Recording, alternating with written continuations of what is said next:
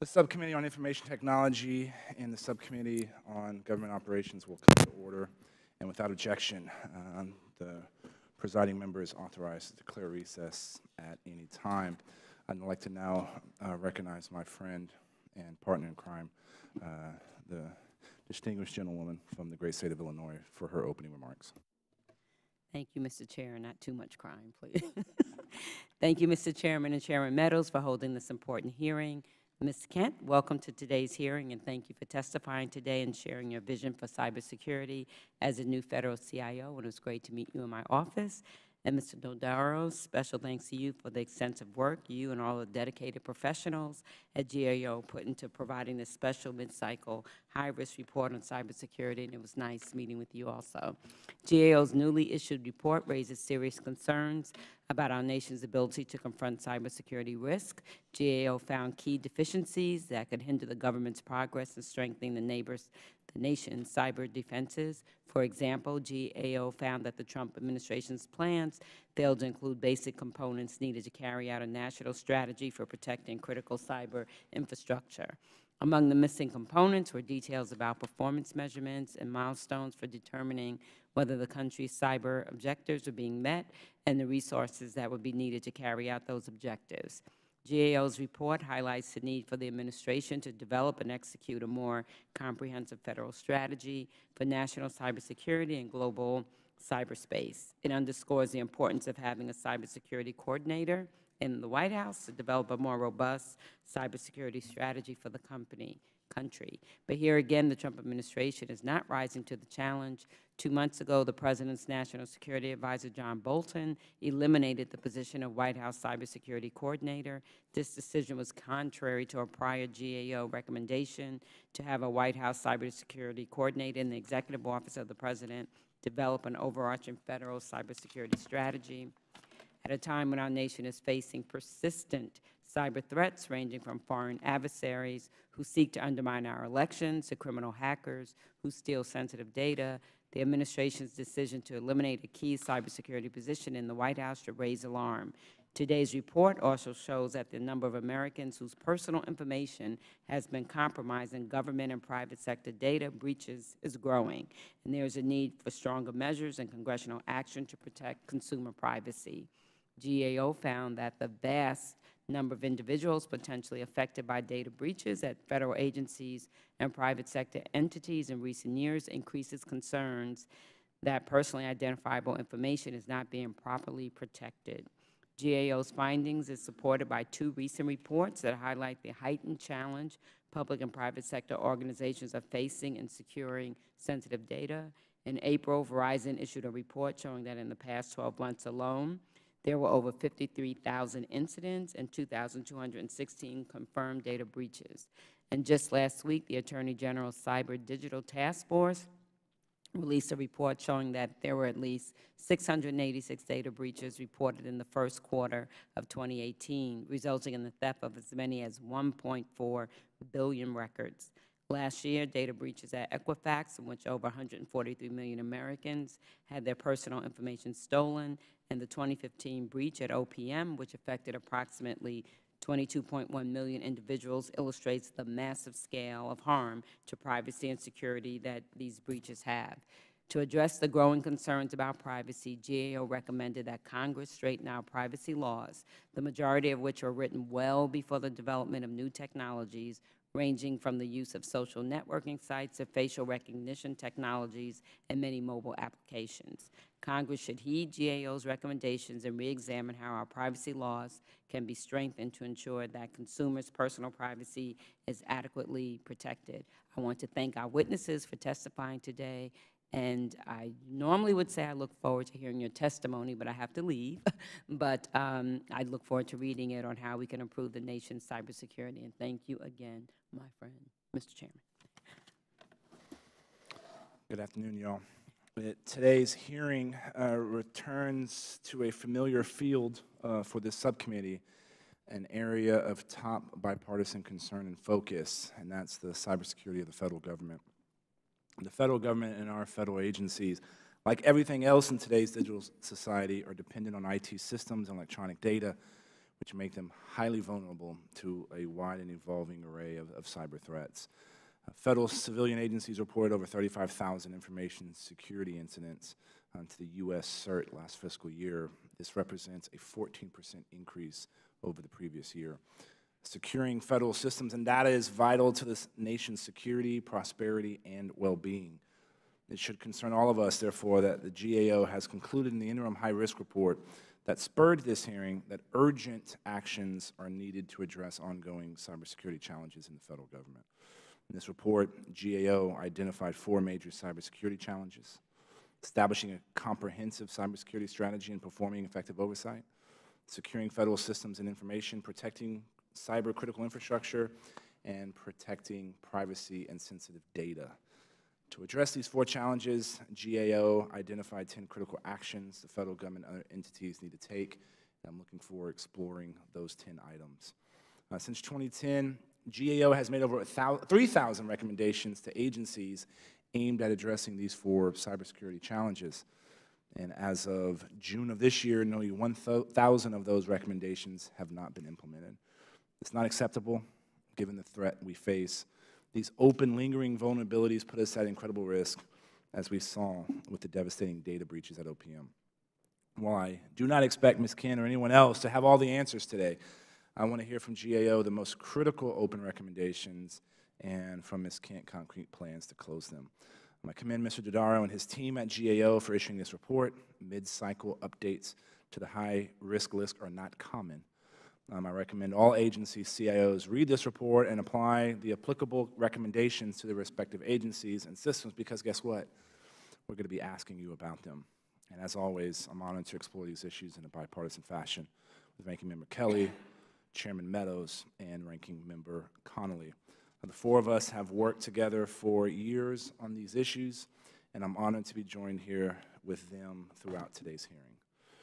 Now, it's a pleasure to introduce our witnesses.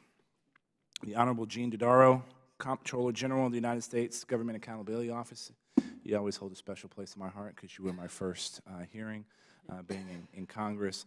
Mr. Dodaro is accompanied by Mr. Gregory C. Wilshusen, the Director of Information Security Issues at GAO, who will also be sworn in, and Ms. Suzette Kent, Federal Chief Information Officer at the Office of Management and Budget. I think it's your first time here. I don't think it's the first time testifying in Congress, but welcome. Pursuant to committee rules, all witnesses will be sworn in before they testify, so please stand and raise your right hand. Do you solemnly swear or affirm that the testimony you're about to give is the truth, the whole truth, and nothing but the truth, so help you God? Thank you. Please let the record reflect that all witnesses answered in the affirmative, and in order to allow time for discussion, please limit your testimony to 5 minutes. The entire written statement has been made part of the record, and as a reminder, the clock will show your time remaining. When it's yellow, you have 30 seconds. When it's red, your time is up. And remember to press the button. And we'll start with Mr. Dodaro. You're now recognized for 5 minutes. Thank you very much, Mr. Chairman, Ranking Member Kelly, members of the committees that are here today. I very much appreciate the opportunity to be here to discuss this important topic. This is an area that's been of long concern to me. We at GAO designated cybersecurity across the federal government as a high-risk area in 1997. So nobody could say we didn't warn people that this was going to be a problem.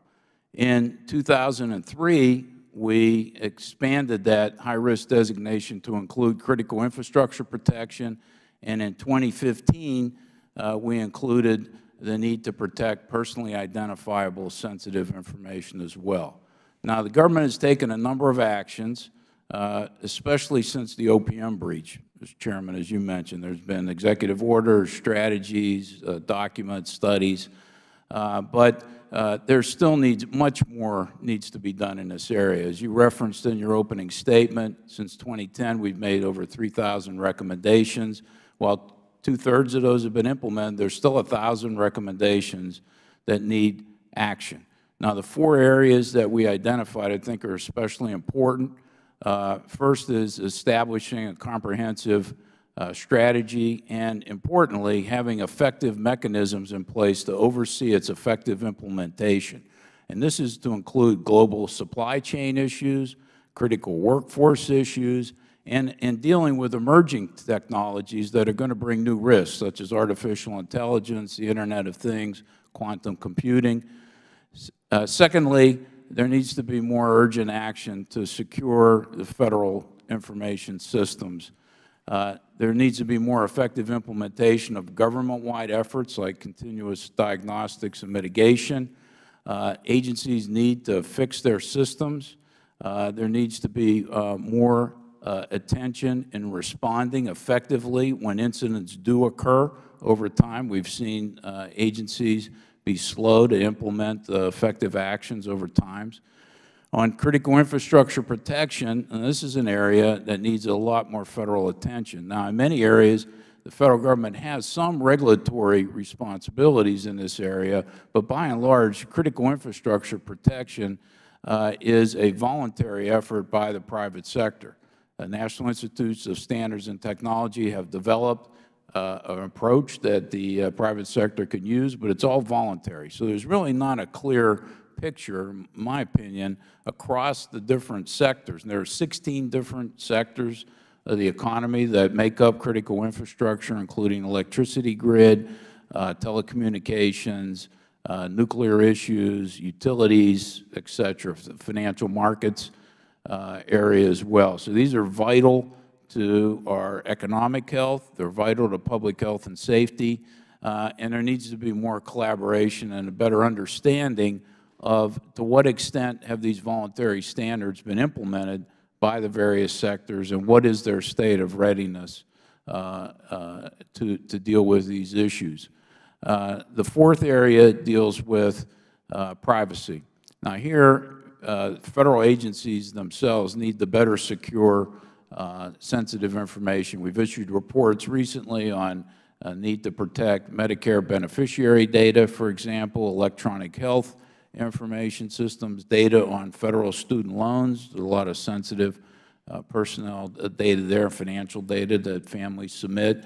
So that needs to be dealt with definitely, and we need to think about what information the federal government will collect going forward. We've made some recommendations on need to eliminate unnecessary use of Social Security information, for example.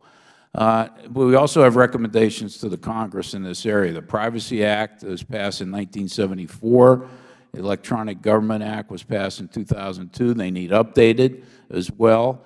And we've recommended since 2013 that the Congress establish a consumer privacy framework for the private sector.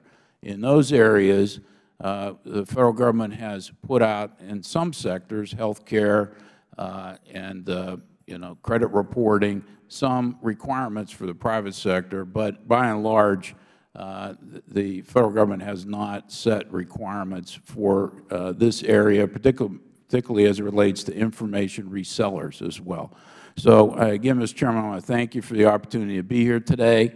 I asked our team to put together this special report because I don't think the federal government's moving at a pace commensurate with the evolving threat in this area, and we need all to work harder, faster to address this issue. Thank you very much. Thank you, Mr. Dodaro. Ms. Kent, you're now recognized for 5 minutes for opening remarks. Chairman Hurd, Chairman Meadows, Ranking Member Kelly, Ranking Member Conley, and members of the committees, thank you for having me here today. I am honored to be here to speak with you, and I appreciate all the forums that inspire more aggressive actions towards improving federal cybersecurity. My goal today is to share with you the progress that has been made against the areas highlighted by the Comptroller General, but more important, to share the perspectives on what still needs to be done. And I'd like to engage your continued support on that. Advancement of our cybersecurity posture, both at agency levels and across the federal enterprise, is one of the most important parts of my job. Tomorrow will actually mark 5 months serving at OMB as the Federal Chief Information Officer. And I joined from the financial services industry where the bar is high for cybersecurity and data protection, and I bring that same high bar of expectations to my role as Federal CIO.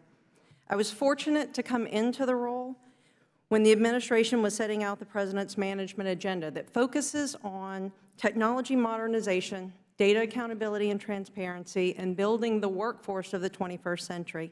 Cybersecurity is a core component of the PMA's IT modernization goals. It's also embedded in the work that we are driving under other goals. The goals for sharing quality services and improving IT spending have elements that drive the use of modern technologies and industry best practices to improve our overall cyber posture.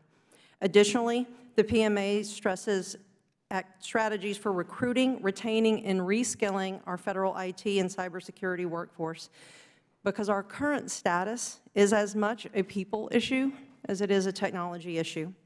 While the PMA outlines the critical areas of focus, OMB's statutory cybersecurity roles are predominantly defined by the E-Government Act of 2002 and the Federal Information Security Modernization Act of 2014. Our roles align to three main things: development of policy and oversight for the federal civilian systems, assisting agencies with data analysis and budget, and gathering evidence that promotes solutions that achieve these policies and standards. To carry out the responsibilities, we work closely with agency technology leaders, DHS, NIST, DoD, the intelligence community, and the National Security Council. But because cybersecurity requires deep expertise, both about technology and the mission functions, it does take a collaborative approach to address both the agency-specific and enterprise demands. I am united with the Federal Inspector General community in the mission of securing our systems and data on a journey that actually doesn't end. The improvements in federal cybersecurity outlined in GAO's report are due to a focus on accountability, and it's my goal to further advance the culture of continuous evolution of our cyber capabilities and our workforce to tackle the things that we still must do. In May of 2017, the President signed Executive Order 13800 regarding strengthening cybersecurity of federal networks. This executive order recognized that we need to defend the security of citizen information and ensure the agencies consider cybersecurity as a vital part of their core mission. As part of this EO, the White House also published a report to the President on federal IT modernization, which included 52 tasks, such as safeguarding high-value assets, network consolidation, use of commercial cloud solutions, and strengthening identity management tactics. I share with you today that 37 of those 52 tasks have been completed, many of them ahead of schedule, and we intend to complete the remaining tasks by the end of the year. Executive Order 13800 also directed OMB to develop the Federal Cybersecurity Risk Determination Report and an action plan. Together, OMB and DHS conducted agency risk management assessments to measure agency cybersecurity capabilities and very specifically their risk mitigation approaches. This report did evidence that there is still much to do to improve the awareness of the threat environment, and we're using these findings to prioritize both the investments and the focus of resources. There are other key initiatives I'll quickly highlight. As chair of the Technology Modernization Board, I'm excited by the way this vehicle supports acceleration of modernization, and we appreciate the funding that Congress provided this year, and we hope to receive funding for next year. We are focused on enhancing CIO authorities, and lastly, and most importantly, we are updating old policies that are not effective given the current state of technology capabilities. We're delivering new policies for high-value assets, data centers, continuous monitoring, cloud technologies, and network optimization in the next coming months. In closing, I'm fortunate to take on this role with a clear and focused technology agenda. Cybersecurity has to underpin everything we're doing, from acquisition to operations, because the battle is continuous, and our effort to raise the bar and outpace our adversaries is a mission imperative for every agency. I look forward to working with Congress and the leaders across the federal government agencies to be aggressive and relentless about improving federal cybersecurity, and I thank you for the opportunity to talk with you today. Thank you, Ms. Kent. Now we'll go to the first round of questions. The distinguished gentleman from Georgia is now recognized for 5 minutes. Thank you very much, Mr. Chairman. Thank you both for being here. Mr. Dodaro, good seeing you again, and Ms. Kent, congratulations on your recent position. Last year, fiscal year 2017, federal civilian agencies reported over 35,000 information security incidents. That's a stunning number, about a 15% increase from the previous year. This is really to both of you to begin with. What's driving that increase? I think there's at least two things. One, there's a better awareness on the part of the agencies to report incidents which do occur. But I also think that it's being driven in part by a more aggressive activity on the part of state and non-state actors to try to penetrate the federal government systems. This applies to critical infrastructure protection as well. And so I think it's, you know, both factors are at play here at a minimum. I concur, and we do see an increase across the entire industry in threats, but you also see the increase in reporting, and that's something that we need to continue to move more aggressively across all of the agencies. All right, so it's both and. We're having more incidents, more attacks, and we're also getting better at detecting them. Yes. All right, can you walk me through some of the various means that attackers use to initiate some sort of cyber attack, the threat vectors? What's most common?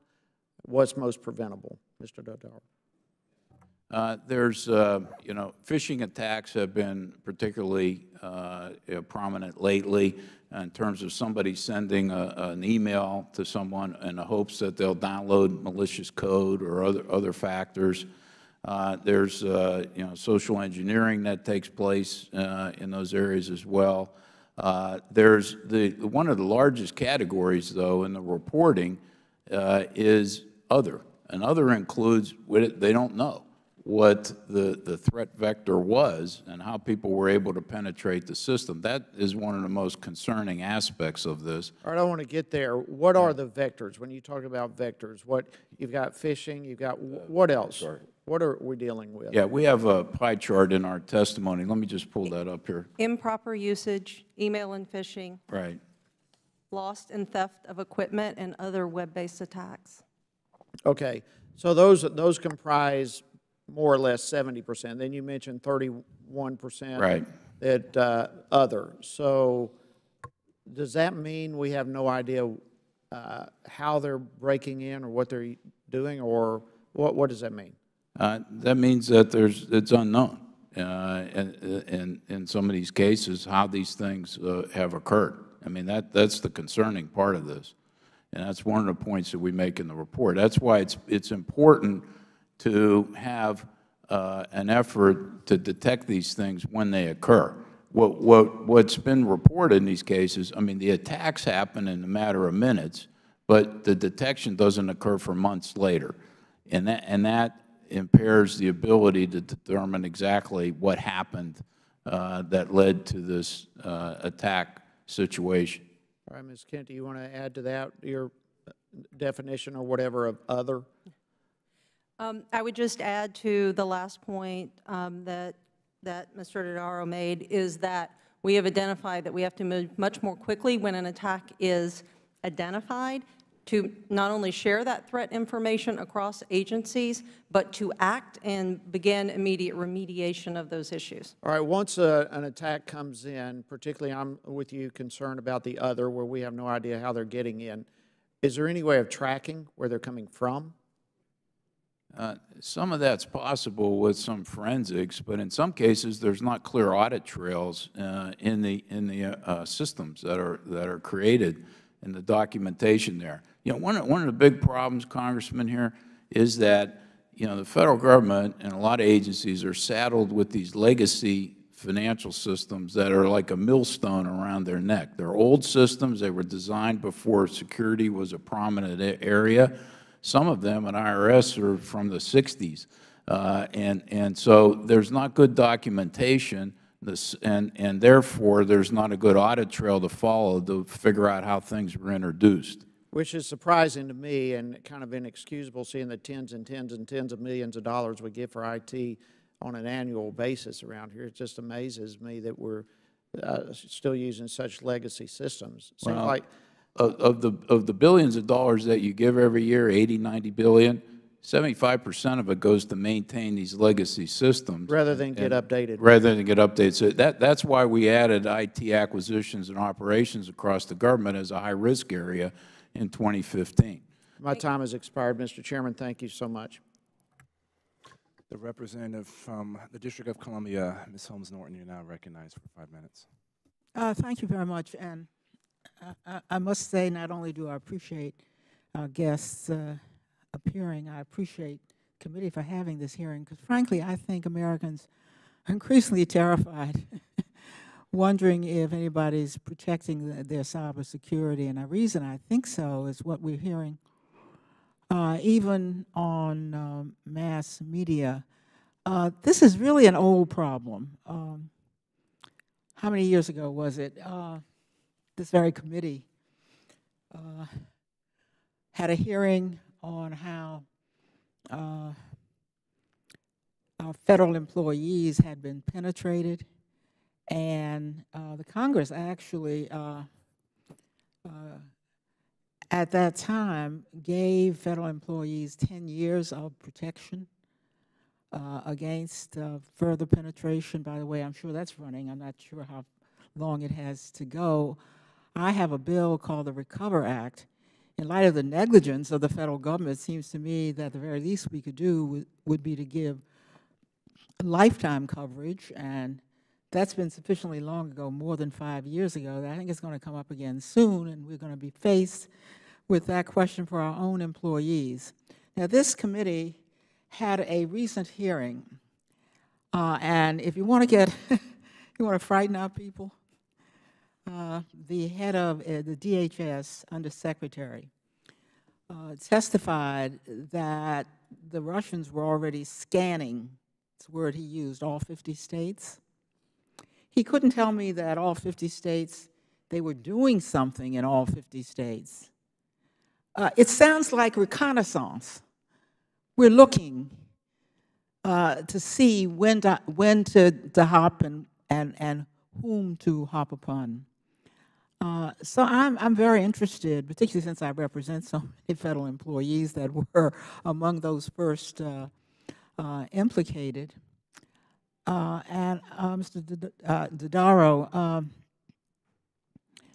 I'd like to ask you about federal strategy. I'd like to be able to say I left this hearing and I learned something that should put some of my own constituents at ease. Would you tell me what the federal strategy is for protecting national cybersecurity here and penetration globally from outside of the United States? Do you have access to such a national strategy? There are several documents that have been put forward by the executive branch. DHS, would you call that a national cybersecurity strategy? Well, what do you mean by documents? Would you tell us what a document does? Sure. You know, well, first of all, our main point today is there's a need for a more comprehensive national strategy. So there must be something. If you say a more comprehensive, right. But there has been a foundation laid by the government for these strategies. DHS has a strategy that they put forward. They're responsible for coordinating across the federal government and with critical infrastructure protections. And they've laid out a number of the components of that strategy. But we found they didn't identify what resources they needed, how they were going to determine they were making progress. Since several agencies would be involved, who should be in charge of coordinating the development of a cybersecurity strategy? Well, it needs national cybersecurity strategy. Yeah. You need to have either an individual or an entity or a process in order to be able to have somebody to coordinate in this area. With more than a number of agencies involved, who would you suggest the GAO might be? Well, it needs to be let out of the White House. It needs to be let out of the White House. In my opinion, because you're dealing with national and global issues in this case. Now, that's where the coordination needs to happen, and I appreciate that. Well, it needs to happen at all levels, but somebody needs to be in charge. My concern, Mr. Dodaro, is I can't say to my constituents, "Don't worry about it." either some agency is in charge or somebody in the White House is in charge. What about milestones?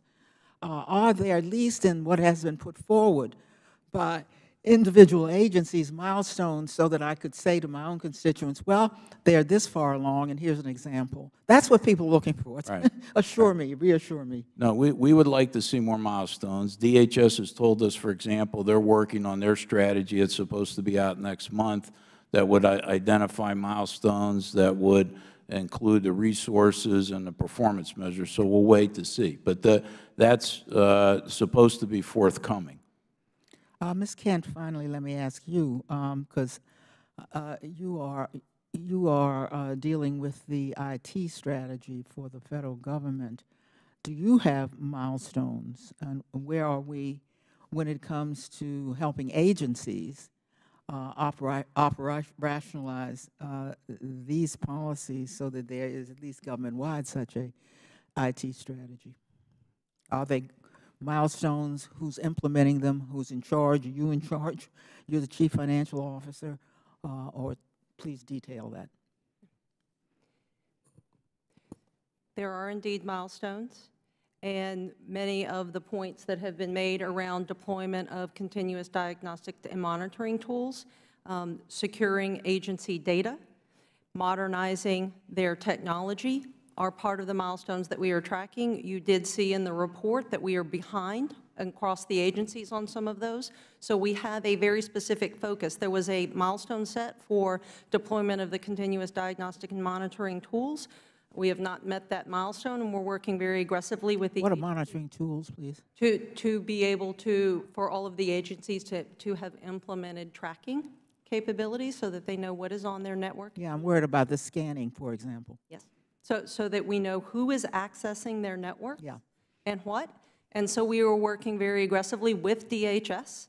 And one of the critical things that we did as part of the President's management agenda was reassess high-value assets. I am pleased to say that we had 100% participation from every agency to identify those assets that are most critical, applications and data, and we're working with DHS on those that are most critical for next set of activities. Thank you very much. Mr. Chairman, I think the committee needs to do more to press the milestone notion so that we can reassure the American people that we're getting there and how soon we're going to get there. Thank you very much. Thank you. The gentleman from Michigan is now recognized for 5 minutes. Thank you, Mr. Chair. I'd like to pursue a little bit the question that my colleague had a few moments ago about these 35,000 plus, quote, incidents. Can you define, Mr. Dodaro, a little more carefully what an incident is in your interpretation?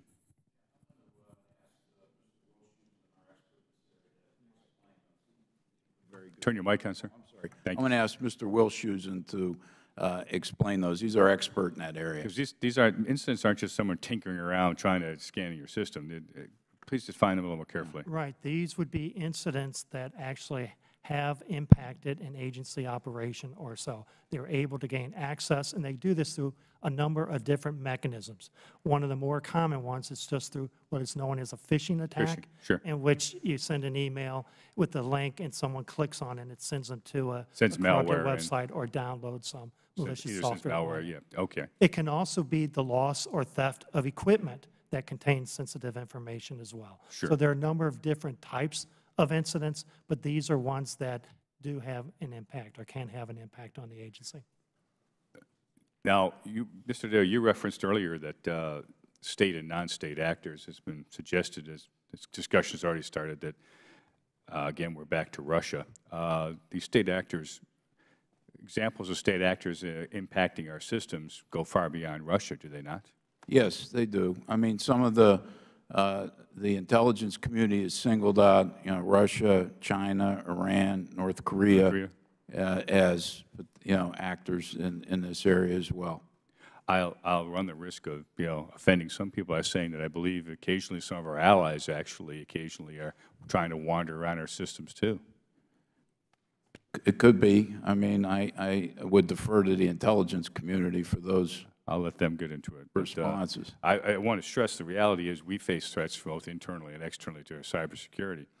When an incident happens, Ms. Kent, what's the time frame by which you're informed we have some level of an incident?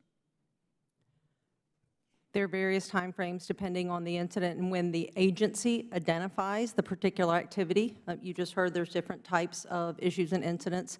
Some of those may be very quick.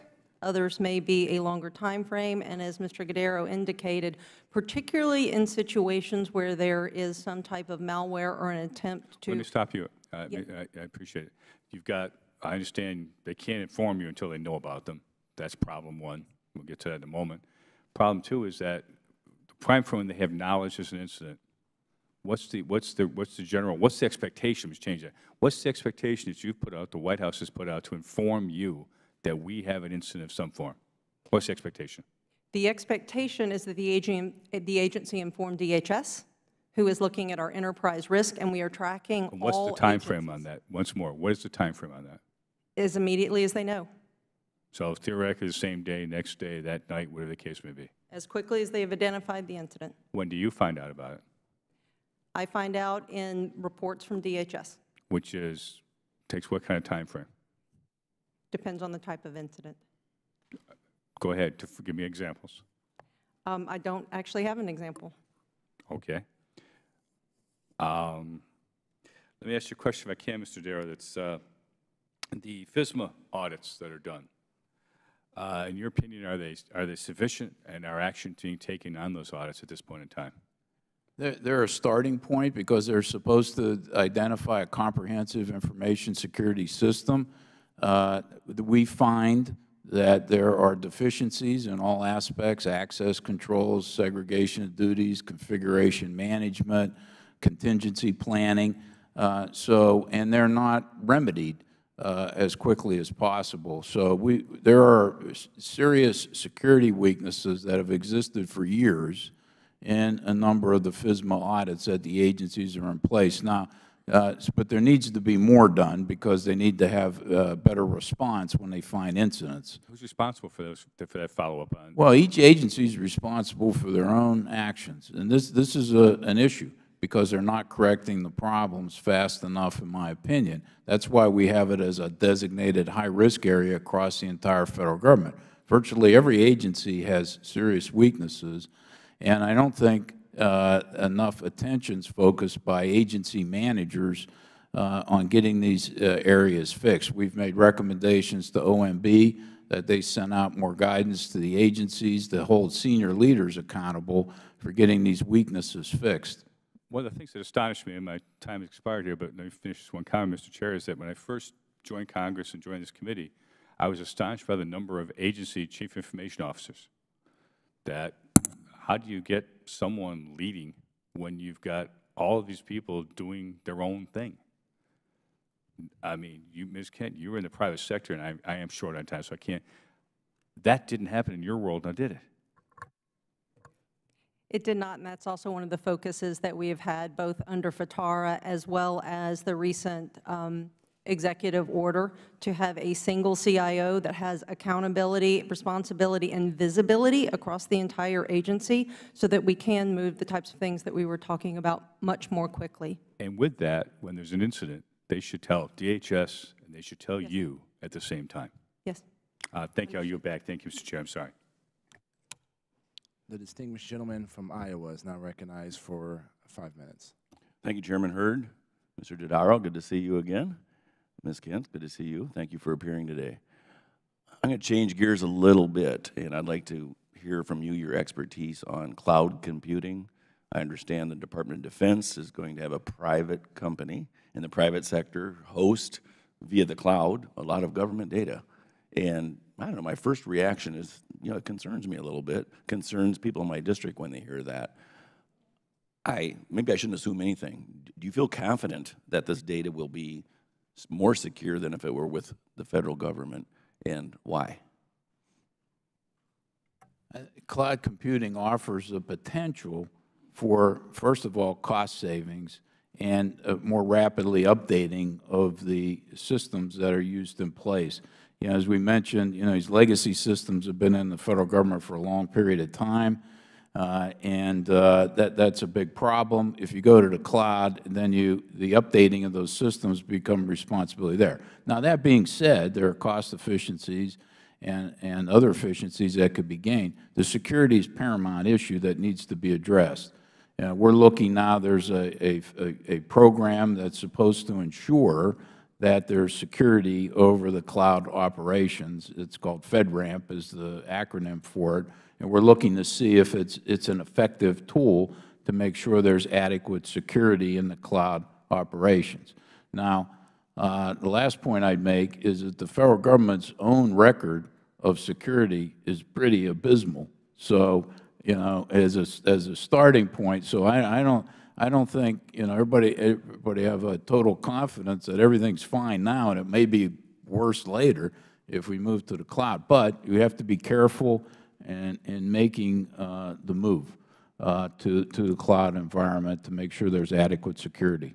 So more secure is what you feel, I guess, than today. It could be, but we need to take care to make sure the requirements are there, they're set properly, there's adequate testing, there's certification, there's requirements and operations. It offers a lot of potential for savings, cost savings for the Federal Government, and more up-to-date systems that are patched properly and in place. But the security remains as much of a concern with the cloud environment as it does with the Federal agencies, and we need to take due care. Ms. Kent?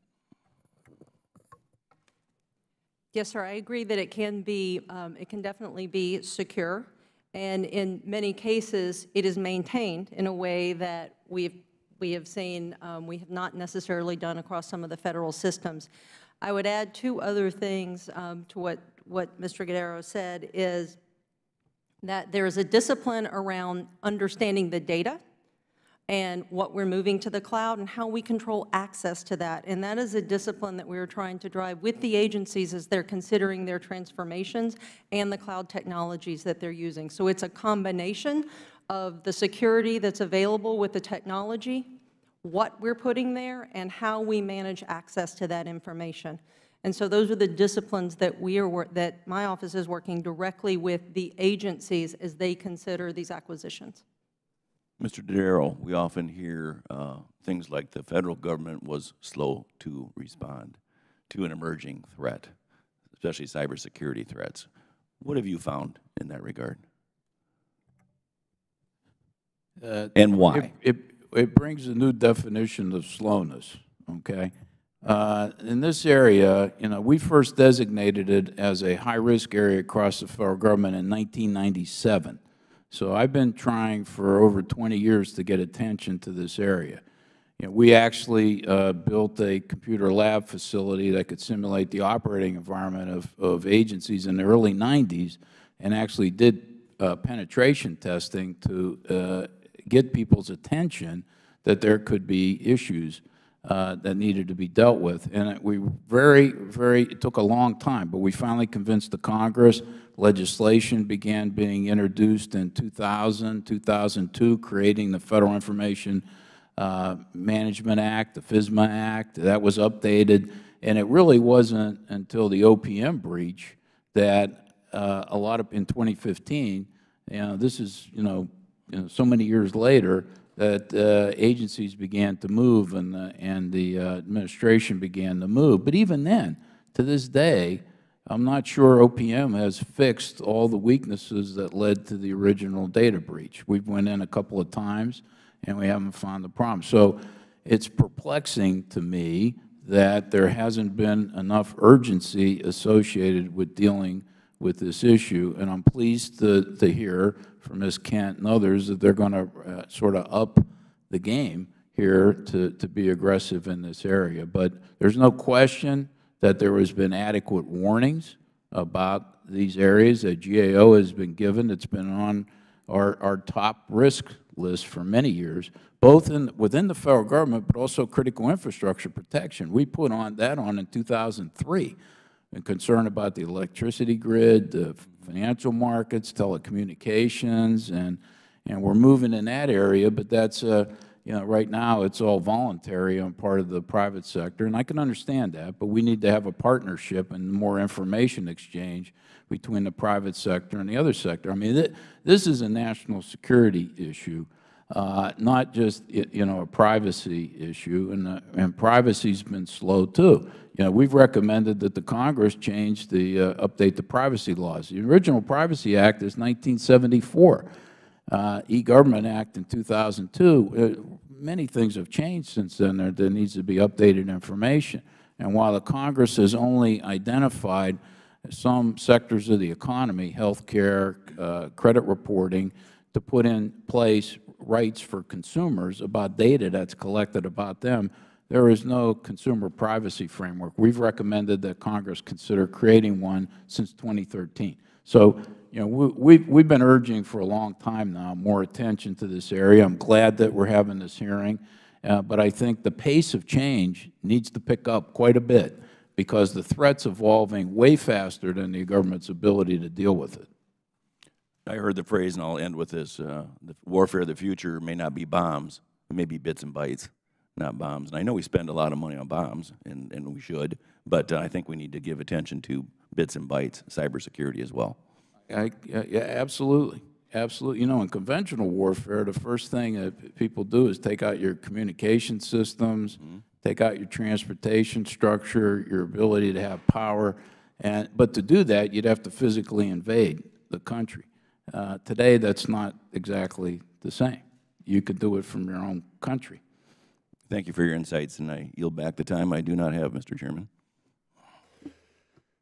I generally try to have a PMA, a positive mental attitude. My dad taught me that, and I think there has been some bright spots over the last 3.5 years since I've been in Congress. Federal CIOs have more power than they have in the past. They're getting more involved in the procurement process because we can't hold federal CIOs accountable if they don't have the responsibilities on what goes on their network. And that's something that this committee has fought for in a very bipartisan way. I believe when we first started this committee, there were only 4 CIOs that reported to the agency head or deputy agency head. I think now there's only 4 that do not, and I believe by the end of the year, there would only be 1 that is probably not reporting that. So again, empowering the men and women in the CIO. I've been surprised over the last few months. I've had a number of businesses say that they are happy with improved sharing of intelligence threat information between the federal and the private sector. Now that's part of DHS's role, and I think DHS is the only entity that can get into that mode of need to share. And we are seeing what DHS is able to do, and their technical capabilities to help across the other 24 CFO agencies, I think, are improving. And one of the things that is leading to and causing us see the number of threats increase, because guess what? DHS is doing their job, right? Now, having done this kind of work before, guess what? I'm always going to get in. How quickly can you detect me? How quickly can you quarantine me? And how quickly can you kick me out is the mentality that we need to be in. But why are some basic things, like Megabyte Act? Megabyte Act says every agency should know what software they have on their networks. Is that hard to do, Mr. Dodaro? No. Ms. Kent, is that hard? Is that a hard thing to do, to be able to catalog the software that you have on your system? No, sir, we have an opportunity to do much better.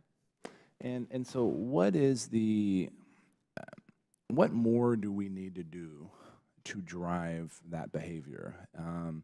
Megabyte's important, knowing what your software is, and that's why we've added it onto the FITARA scorecard. FITARA scorecard is evolving into a digital hygiene scorecard. Naming and shaming is really what we're doing. We're trying to give CIOs the authority with MGT, the Modernizing Government Technology Act, to get out of this notion of if you don't use it, you lose it. So now there's motivation to modernize. What other carrot sticks should we be using, or do you need, in order to compel compliance on some very basic things like knowing what software you have? First, I have to applaud and say thank you for the continuous focus on the FITARA scorecard, because having that level of transparency does make it a priority. To your point on Megabyte, there are tools and technologies that we can do that with, especially if it is a priority. One of the things that I would ask that would be of great assistance is the continued focus on workforce activities. In many cases, we still have almost a 25% gap in the number of cybersecurity resources that we need across federal agencies and what we actually have in place. And particularly, we have some gaps in leadership and individuals places where we have open positions that are key leaders. In many cases, the individuals, when we get them in, their tenure is less than 12 to 18 months. So there are multiple workforce actions, both at entry level and at leadership, and there are things that we continue dialogues with the private sector to see if we can fill those gaps. Do we still believe, is the number still 15,000 roughly IT positions that are unfilled across the federal government? Yes, sir. How is the process going to catalog what those positions are? Because we don't have common job descriptions across the federal government. This is something that OPM was supposed to be working on. I'd welcome an update on this initiative. We are making good progress on that, at clarifying the specific positions as well as common nomenclature, particularly the CIO Council recently published a CISO handbook to ensure that we are holding our cybersecurity teams accountable for the same standards of behavior across all of the agencies. But we still have work to do to fill those positions, and particularly in the entry levels, to ensure that potentially we are identifying other skill sets in the federal government that we can move into some of those positions. So when will we have a common picture of what positions are open and what these positions are going to be? I know that it is in the works, and I will get the date back to you. Mr. Dodaro, you mentioned your written remarks, the National Initiative for Cybersecurity Education Cybersecurity Workforce Framework. Is that ringing a bell? It'll ring. It'll ring his Mr. bell? Will should Yeah. ring his bell, right? It does. Wait, what is that? Where are we? You know, the report recommends, and y'all's report recommends that this is something that is not being addressed properly. Can you give us a little bit more context to this? Sure, absolutely. The NIST cybersecurity workforce is an attempt to kind of have a common language and designation for cybersecurity and IT-related activities. And the intent under the Federal Cybersecurity Workforce Assessment Act, federal agencies are required to assess their cybersecurity workforce, identify the specific functions associated with each of those positions or their IT and cyber positions, and then assign codes to it in the attempt to identify critical areas of need as it relates to cyber. We issued a report last month that showed that 13 out of the 24 agencies that we examined had not performed all of the activities that it was required, or they were required to do. And we ended up making about 30 recommendations to those 13 agencies. We have ongoing work continuing, following up on the status of those recommendations and agencies' actions to finish implementation of the requirements of that act. Good copy. We will come back on a round two, and now I'd like to recognize my friend from New York, Ms. Maloney, for her 5 minutes. Okay. Great. Thank you very much, Mr. Chairman and Mr. Ranking Member and all of the panelists. Mr. Dodaro, in the high-risk report that GAO issued today, it states that the vast number of individuals potentially affected by data breaches at federal agencies and private sector outlets increases concern considerably that personally identified information is not being properly protected. And I think I agree with you completely, too, given the breaches that we've seen with Verizon in April, They released a report showing that in the past 12 months alone, there was a total of over 53,000 incidents and over 2,200 confirmed data breaches. And then in 2017, we saw the really awful data breach at Equifax, which was over 143 Americans had their personal information stolen.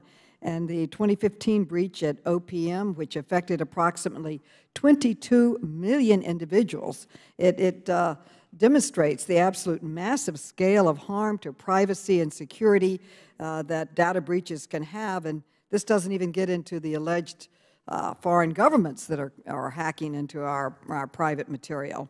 The high-risk report states, and I quote, that the laws are currently written may not consistently protect personally identified information in all circumstances of its collection and use, end quote. Can you briefly explain how our current privacy laws and framework for protecting individuals' privacy is not adequate? Obviously, it's not adequate with this large number of breaches taking place. There's some reports that every person in government has been hacked, that everybody's breaking in everywhere. So could you respond to that? Absolutely. First, the Privacy Act was originally passed in 1974, so it's very dated and did not have anywhere near the context of the current computing environment in place, and what is likely to occur in the future. There was the E-Government Act in 2002. That took a couple of steps, but not sufficient. Here's two examples. One is that the current definition deals with a system of records, that the government's responsibility is protecting that. That doesn't say anything about data mining. It doesn't say anything about databases that are used and scanned and scraped and whatever definition you want to use. So the ability now to be able to manipulate the data is not contemplated under current law. Second, it gives the federal agencies the ability to only use the data for, quote, authorized purposes. Now, that doesn't necessarily give the individuals whose data is being collected an understanding of what is an authorized purpose. So there's really not clarity about what the federal government's limits or abilities are to be able to do with these things. And then what would you say is an authorized purpose? I mean, well, it's a lot. Every agency is allowed to define it in their own way, which is that's what not right. I don't. Well, that's what I'm, what we're saying. Okay. Basically, there needs to be more clarity on exactly. Could you get back to the committee with an explanation or recommended definition of this? And you went on to say in your report that that we needed to strengthen our consumer privacy laws. Is that right? And yes. Could you get back to us on how you would expect us, or to me, on how you'd like us to strengthen it? And if Congress does move forward with amending and updating the nation's privacy laws, which we should, what are the key changes that you believe must be achieved? Yeah, we will definitely provide all that information to you in detail. On the consumer privacy framework, really, there isn't one, except in the healthcare area and HIPAA, for example, or federal credit reporting, or some other information. Nothing else is really covered, including information reselling of data. And with other technologies, facial recognition technology and other things, there is no consumer financial privacy or no consumer privacy framework in place, and we've recommended that it be put in place. So we can give you some examples of that. Please do give that. And I do want to get to OMB for a moment, Ms. Kerr. What is the administration's timeline for implementing GAO's recommendations? Are you implementing these recommendations they put out? Or We're in process with many of the recommendations, particularly the ones that are in the area of federal systems and information, and actually in the privacy and security area that you just talked about. One of the key elements around how we secure data and citizen data is the efforts under IT modernization. It is very difficult to or complex to secure data in systems that are over 20 years old. And as we modernize, we have better tools for data encryption and management of the data, both at rest and in movement. And that is one of the ways that we protect all information that we have within our federal agency purview against any type of threat. And very briefly, how can Congress assist you in this really huge effort and very, very important one? It used to be privacy was utmost concern on everyone's mind. And now with terrorism, attacks, and other things, it's not taken the really important level that it should in our country. And I want to express my appreciation for your report. But how can we help you? Congress can continue to help us through funding of the teams that focus on these efforts, through creative vehicles like the Technology Modernization Fund that let us actually advance the modernization activities much more quickly, as well as the efforts that I spoke of earlier on workforce. I'm way past time. Thank you for indulging, Mr. Chairman. I yield back. Thank you. The distinguished gentleman from the Commonwealth of Virginia and ranking member is now recognized for his first 5 minutes of Thank you, Mr. Chairman. And thank you for your commitment to this subject matter. Mr.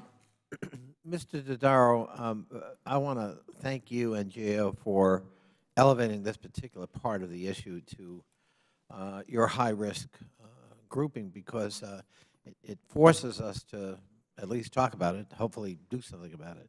And you've been instrumental in the past in supporting our FATAR legislation and our scorecard efforts and the like. And I really credit GAO with helping us make the progress we've made. Last May, the Trump administration, however, eliminated the White House Cybersecurity Coordinator position from the National Security Council. In light of your elevation of this as a high-risk category, in retrospect, was that a prudent move? Was that a welcome move in the context in which you've delineated this subject matter?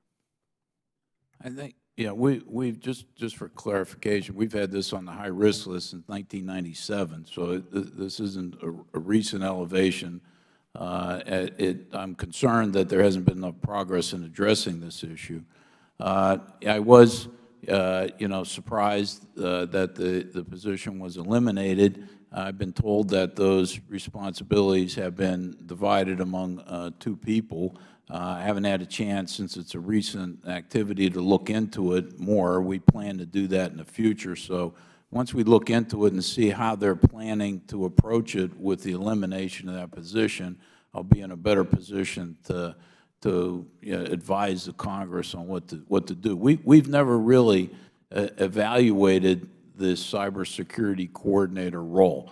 We've been more focused on getting a national strategy in place and making clarifications. So we're not really, haven't really examined fully what that position did, what kind of resources they had available, and what their accomplishments were during that period of time. So it's an area that I'm concerned about. You always want to have good leadership, and you can have good leadership in a number of different ways, but I want to look at it more carefully before I advise on exactly what would need to be done differently from what they're contemplating doing.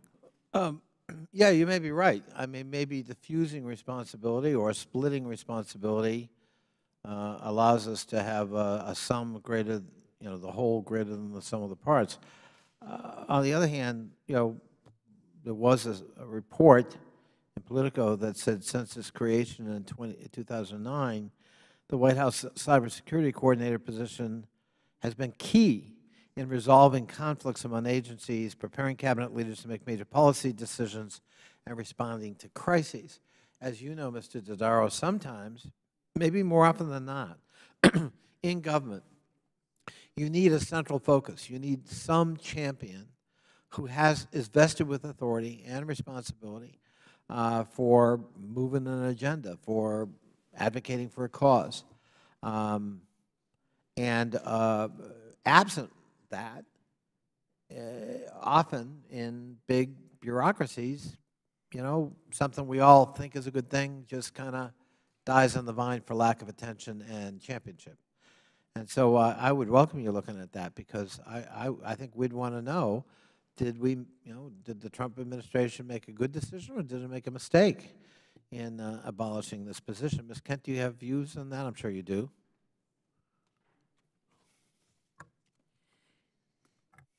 Sir, I don't know that I would, what I would reflect is that the activities for the federal agencies are directed by Homeland Security Advisor Fears, and in fact, my Chief Information Security Officer has a dual reporting relationship between he and I, so that there's no miss or time in translation for things that we need to take action on.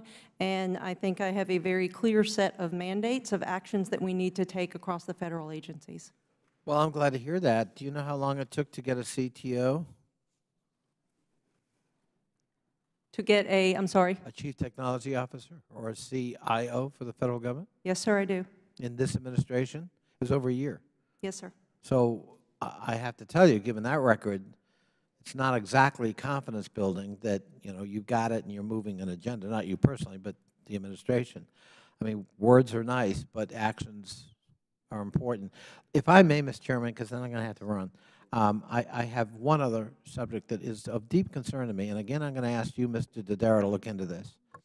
So, and I agree with what you said, Ms. Kent. We've been champions about the need to upgrade legacy systems or replace them, and to, come into this part of the 21st century so that we can encrypt, we can protect. But what is, the purpose of technology is to do the job better.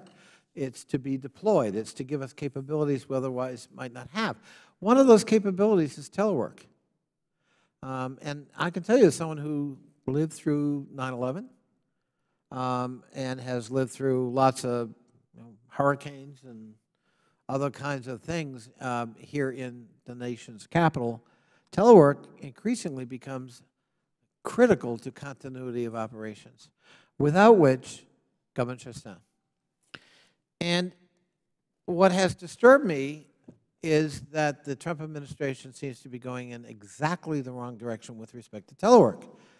Item, the Department of Education issued new guidelines that seem to severely curtail a robust program. USDA, which is highly touted by Jared Kushner and Chris Liddell, and I met with them and had a good meeting, but I did bring to their attention that I felt Secretary Perdue was going in the wrong direction on telework. He actually curtailed that program there. And then your office has issued guidelines that from the White House that actually would limit, as I understand it, telework to be defined as no more than 1 day a week. Now, I don't know anyone in the telework profession who would agree with that definition. No one. Telework is to be encouraged more than 1 day a week. It's a structured program. It's not a spontaneous, gee, I feel like teleworking today. That's not how it works. But we want to get the maximum benefits, and we want to deploy technology, and we want to make sure this is part of the offering for the next generation of federal employee, because millennials expect that as part of the offering. So what is going on here in terms of the reluctance to encourage rather than constrain telework in this administration? I have to confess to you, and then I'll shut up, I was really particularly bothered by this because we actually had a good meeting at the White House where we found common ground, and I reassured Mr. Kushner and Mr. Liddell that, frankly, if they continue going in the direction they described, they'd have our support, which is not an everyday occurrence. And then this happened. And this seems to fly in the face of the kind of progress we thought we were going to make in common. Sir, I'm not informed on the specific decisions that the agencies made around their policies. I do know that one of the things that we are focused on as part of the President's management agenda and a specific goal is elimination of paper across the various processes in the government to actually free up the ability for individuals to not be dependent on being in a specific physical spot to do that work and drive other efficiencies. In addition, some of the investments that we're making in digital capabilities and new workforce tools actually enable work to be done from a broader reach of locations. Well, I mean, there's actually explicit policy guidance that's been drafted that would curtail telework in your administration. I'd be glad to get it to you if you haven't seen it. Mr. Dodaro, I would just ask that you look into this because I think it flies in the face of the progress we've tried to make. You know, the whole point here is to deploy the capability, not constrain it. Would welcome GAO to look into this and see if we can. Be happy to do so. I thank you so much. And Mr. Chairman, thank you for your indulgence. I'm sorry. Mr. Mitchell, round two.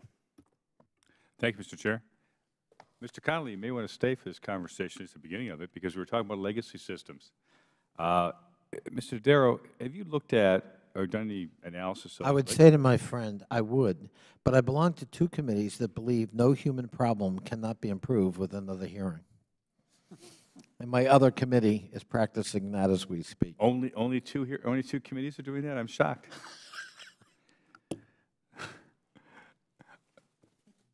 It's getting near district work period and it's gone. The wheels have come off the bus around here, okay?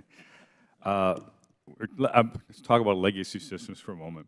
Have you done any analysis, any examples of the current cost of maintaining legacy systems versus just making a transition to a new system?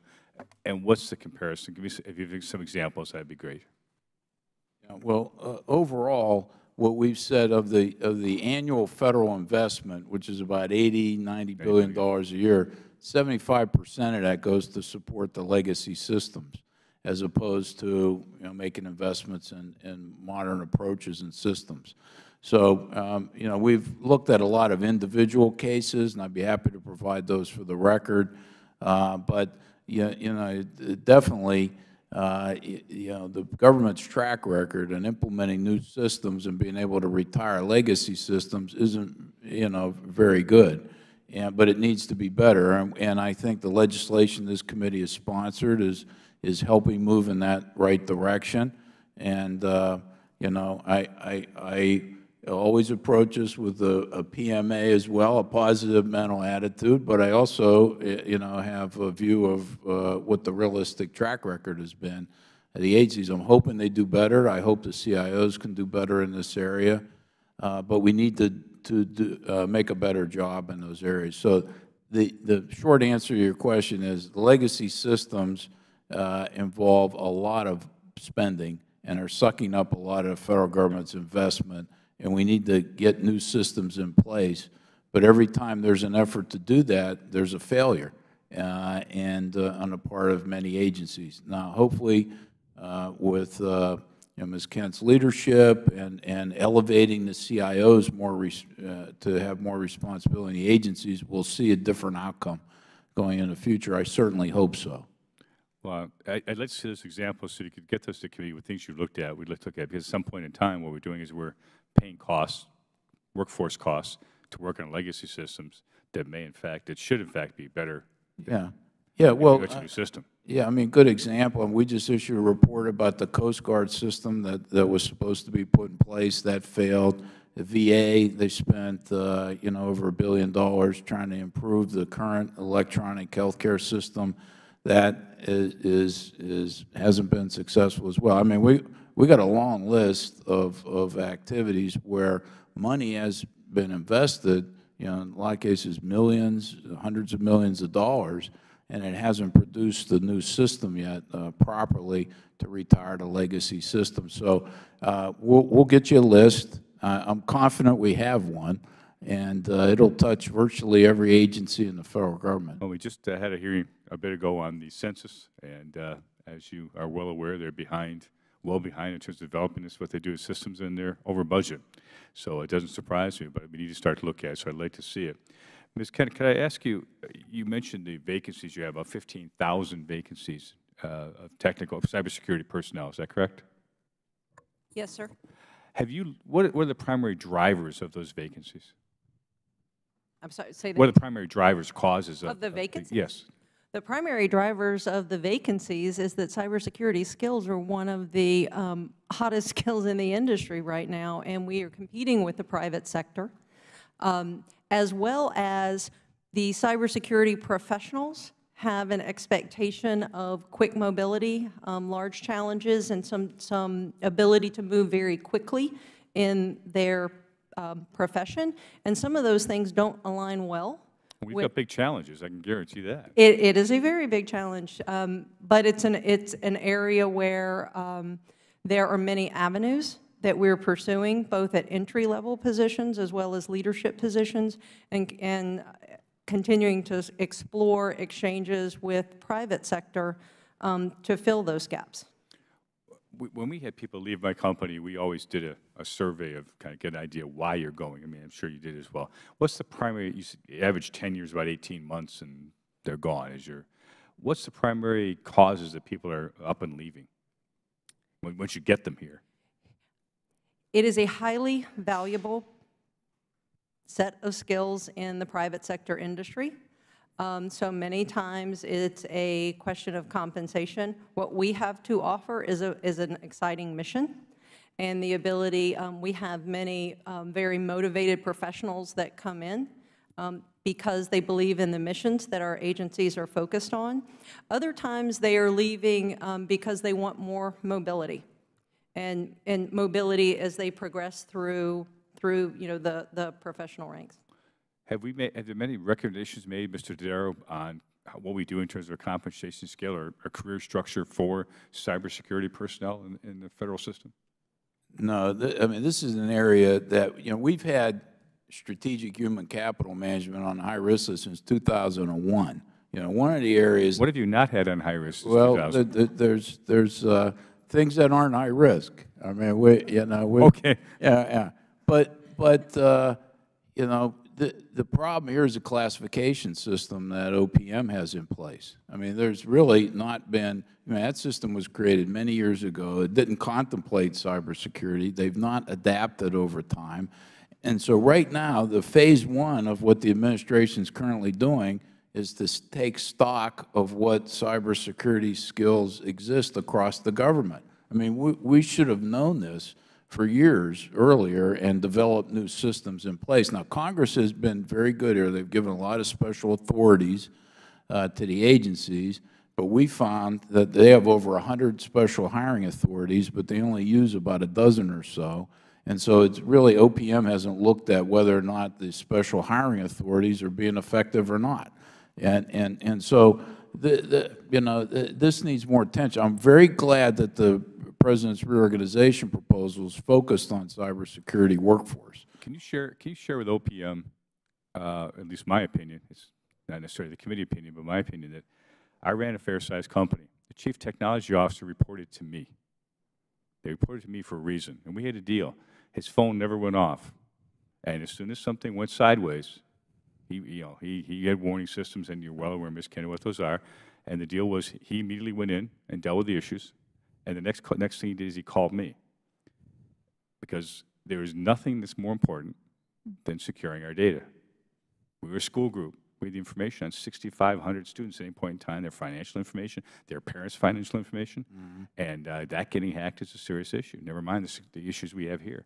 So suggest to OPM they may want to up the ante on this and make it a little more important, because people aren't trusting our government because they don't believe their data is secure, never mind the issues it creates for us in terms of national security. Thank you. I'm beyond my time as chair as well. Thank you, sir. Ms. Kent, one of the recommendations in that GAO suggests needs to be improved is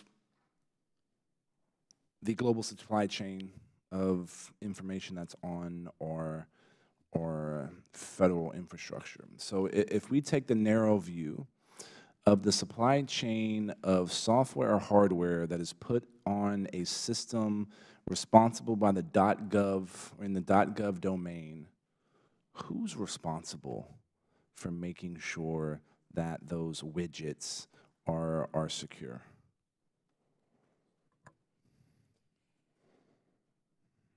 One of the things that I agree with, the point around supply chain, is ensuring that we have a mechanism not only to know what is on our network, but to allow Congress and other bodies to make recommendations and have a structured way that we identify both hardware and software where it is being used, and we have a structured way to pull those things out. We had, as we worked through the Kaspersky situation, we had to create an entire process, communicate that information, and manage it one by one across all of the agencies, and we did not have a systematic way to do that. Since we have now had additional concerns, and those may continue, what we would like to have in place is a structured way to do that and ongoing identification by agencies. So let me rephrase the question. Who, right now, can you tell agency X, you got to remove all this stuff? You, as the federal CIO, can make that directive, and X agency would have to comply with that. We have been taking directive from the National Security Council or from others, but yes, that is the way that we have been executing the ones for which we've been given a directive to date. Can the CIO for that agency make that decision and say, all this stuff is coming out? The CIOs have responsibility for the security posture of their agencies, so if they decide to take a more aggressive stance on some situation or for some reason that aligns with their mission, that is within their authority. So let's say an agency has a device on their network that they shouldn't have. Who should be in trouble? Who is responsible for having allowed that to happen or not finding that out after in advance? That's a good question. We do hold agencies accountable for knowing what is on their network. And if there's been a directive to remove actions and a specific date by which to act, we are holding them accountable from an oversight perspective. Mr. Dodaro, do you have any opinions on this?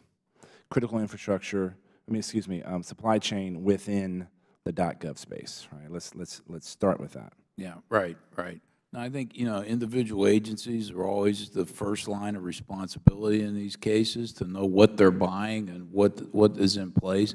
DHS has responsibility and has the ability to issue binding operational directives to agencies that cross government, if need be, to remove devices or to do certain things as well. So DHS has some responsibilities. I'd ask Greg to come up. He just testified on his supply chain issue recently. See if he has any additional thoughts. While he's coming up, describe your vision, the future state that needs to happen in order for this to be removed from the GAO high-risk report. On supply chain or on supply chain over .gov. Yeah. There needs to be, a clearer plan for determining the supply chain operations, in terms of identification of vulnerabilities, and there needs to be greater accountability for enforcing that over Who should do that? It's got to be led by DHS or out of the White House to be enforced. I mean, it has to be. I mean, and there's separate issues at DOD. All right, on this issue, for national security purposes, and they hold the prime contractors responsible, but there's a lot of subcontractor kind of issues. So, but in the civilian side of the government, I think it's got to come from DHS primarily. It would be where I would start. Mr. Wilshushin?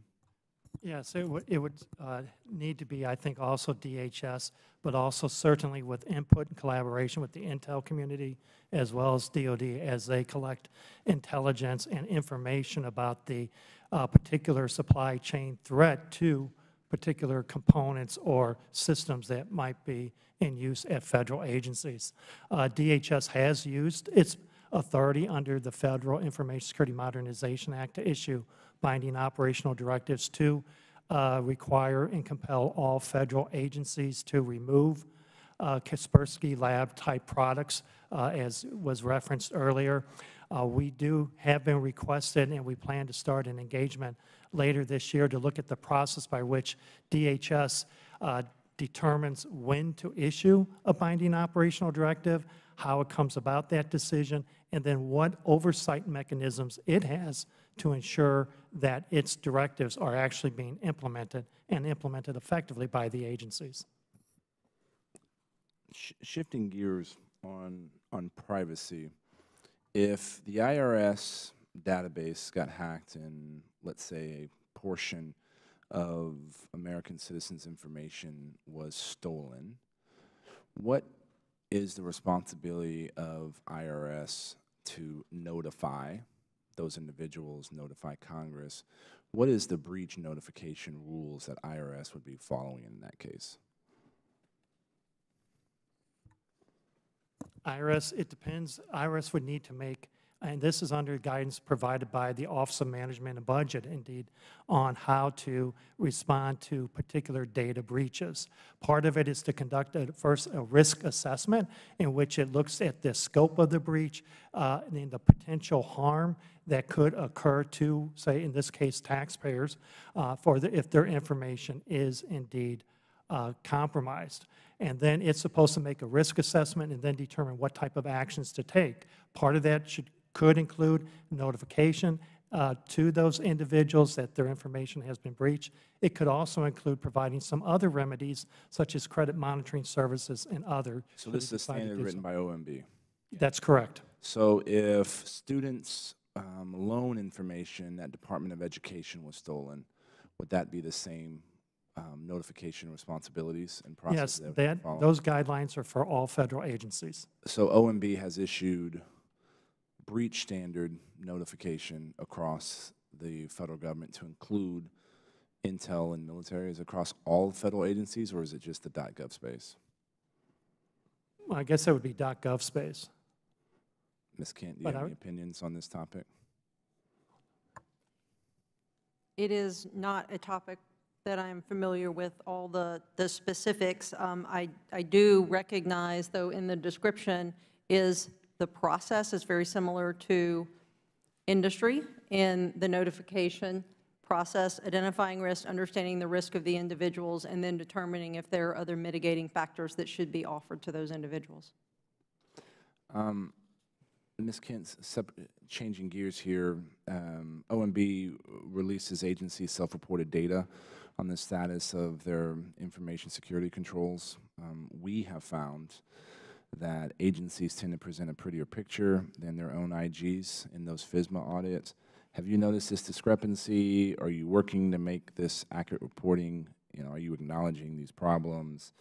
How do we plan to work with agencies to implement some of these basic cybersecurity requirements? I concur with your assessment. That was actually, when I looked at the reports, one of the early things that I asked in joining. It's actually a conversation that I've had with the GAO team about how we can automate and actually extract data on some of those specific points versus asking for a self-reporting mechanism. And we'll continue the dialogue about how to improve that. And this is one of my final questions. And it's a very broad, basic question, and it's broad and basic for a reason. And we'll start with you, Ms. Kent, and then we'll go down the line. Who's responsible for defending the digital infrastructure of the federal government? Who is responsible for defending the digital infrastructure of the federal government? The agencies are responsible for defending the digital infrastructure at their agency, and DHS is responsible for defending across the enterprise, and there's an interlock of responsibilities between the agencies and their communication with DHS and ensuring that DHS has visibility to issues, incidents, and what they are detecting going on in those individual agencies. What is the role of the federal government in helping to defend the 16 areas that we consider to be critical infrastructure? I don't know that I'm following your question. Are you talking about the external industry? So the 16 areas that we think are critical infrastructure, financial services, utilities, election infrastructure, go down the line, what is the federal government's role in helping to defend those infrastructures? I see those as the responsibility of DHS, so I don't know that I am informed to comment. DHS and our National Security Council. And from a federal agency perspective, I know when we expect that they are sharing threat information from those industries with us inside the federal agency side so that we can react to those. Gotcha. Mr. Dodaro, who's in charge? Well, in the federal space, I would agree. I mean, the agencies are primary responsibility according to FSMA. It's the agency heads. I mean, it's Congress has established that in law. It's given DHS responsibility in law. You know, OMB sort of passed that responsibility to DHS years ago, and without the authority. Now, Congress corrected that and gave DHS the authority, gives them the ability to issue these binding operational directives. And then OMB has responsibility as well for policy matters in a lot of these areas. So in the federal space, I think that's pretty clear. In the critical infrastructure protection space, less so. Now, in some of the critical infrastructures, for example, in the nuclear area, there are regulatory responsibilities. So the federal government role is a little clearer in that area, and they have more authority to put in place requirements. But for the, by and large, for most of the 16 sectors for critical infrastructure, it's voluntary. And what we found is that each has a federal coordination point, and a lot of the federal coordinators really didn't know what the status was of implementation of the voluntary standards. When we talked to a number of people in the sectors, you know, they were basically saying that they had challenges. They didn't have enough people. They didn't understand all the requirements. So that's the area I'm most concerned about. So describe that future state when it comes to critical infrastructure, that if we achieved, you would pull this off as one of the 4 major challenges facing the federal government. Yeah, well, number one, I'd have to have some metrics and measures to know what the state of readiness really is in those areas. Right now, you don't have that.